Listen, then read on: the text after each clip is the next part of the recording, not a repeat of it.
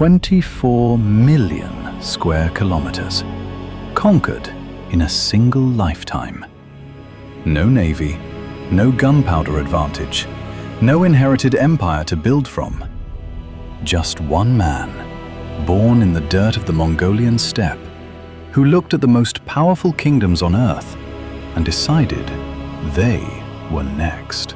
In 1206, he was born into slavery, who had been kidnapped as a child, abandoned by his own tribe, and left for dead more than once, unified every nomadic people on the Asian steppe, and built the largest contiguous land empire in human history. His name was Temüjin. You know him as Genghis Khan. And almost everything you were taught about him was shaped by the people he defeated. Here's what we're going to cover. First, the thing the Mongol Empire actually built that no historian on a standard curriculum wants to talk about. Then, the part of his origin story that never makes it into Western accounts, and why. And finally, the real reason the barbarian label stuck, who invented it, and what they were trying to protect. This comes from the secret history of the Mongols, the oldest surviving Mongolian language literary work written by people inside the empire shortly after Genghis Khan's death.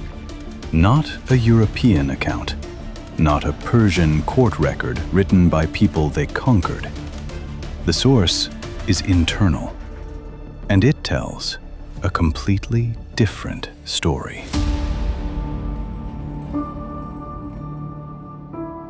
The standard narrative is that the Mongols arrived, burned everything, and left rubble. That is true in some places. It is not the full picture. At its peak, the Mongol Empire created the largest free trade zone in human history.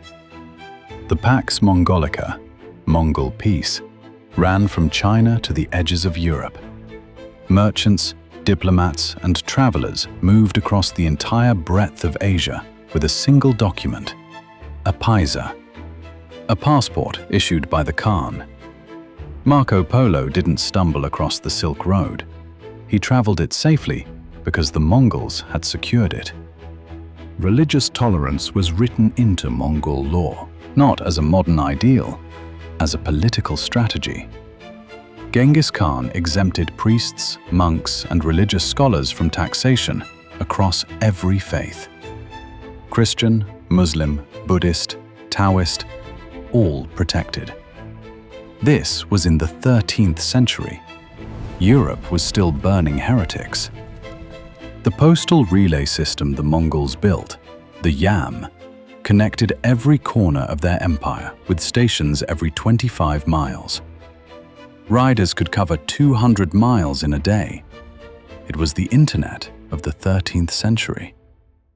None of this is in the textbook version, but the logistics and the trade routes, that's the cover story.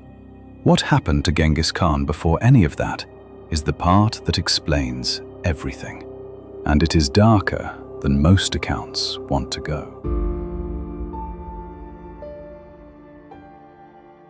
Temüjin was born around 1162 on the Mongolian steppe. His father, Yesugei, was a minor tribal chief. When Temüjin was 9 years old, his father was poisoned by rivals. His clan abandoned him. His mother, Hoylun, was left alone with her children, scratching survival out of the steppe, eating roots, berries, mice. Then, as a teenager, Temüjin was captured by a rival tribe and forced to wear a wooden kang, a neck restraint. He escaped. He was enslaved, abandoned, hunted 3 times over.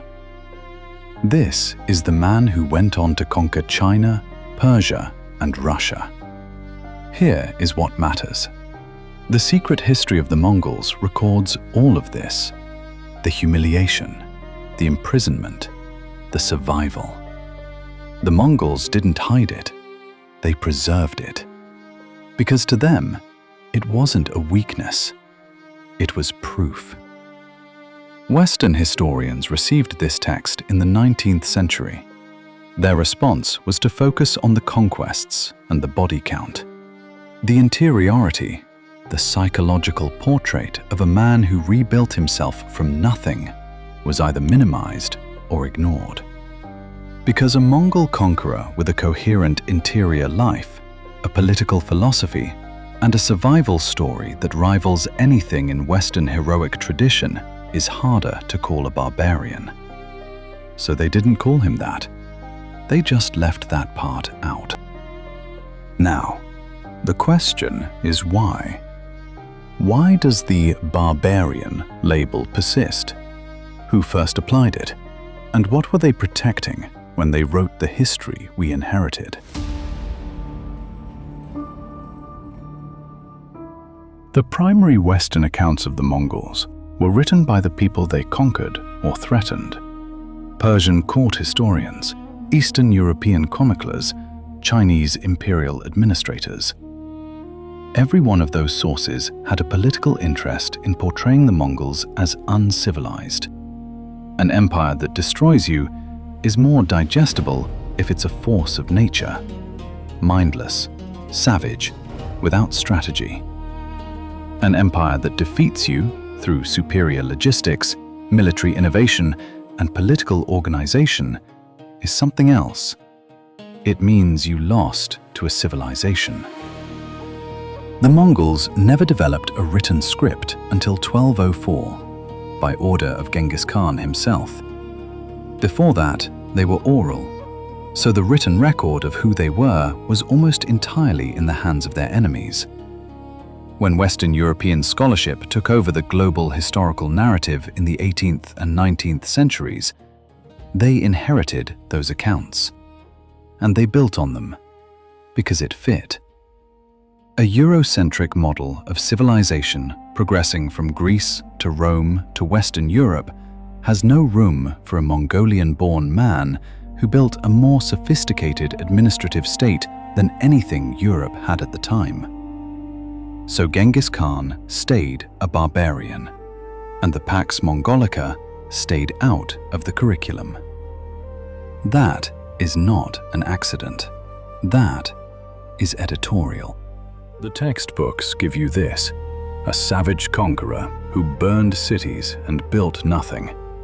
And the documents give you a man born into slavery who built the largest empire in history, created the first Eurasian free trade zone, codified religious tolerance into law, and invented a communication system that wouldn't be matched for 600 years, whose story was systematically stripped of its complexity by the historians of the civilizations he defeated. Now you know what the official version left out, and you know who left it out. But here's what the Mongol story doesn't tell you. The same army, the same empire. 2 years after Genghis Khan's successors finished rewriting the map, they reached Baghdad. What they did there didn't just destroy a city. It deleted 400 years of human progress in a single month. Mathematics, medicine, astronomy, gone. The world we live in today is missing knowledge it doesn't even know it lost. Baghdad, 1258. That's where we go next.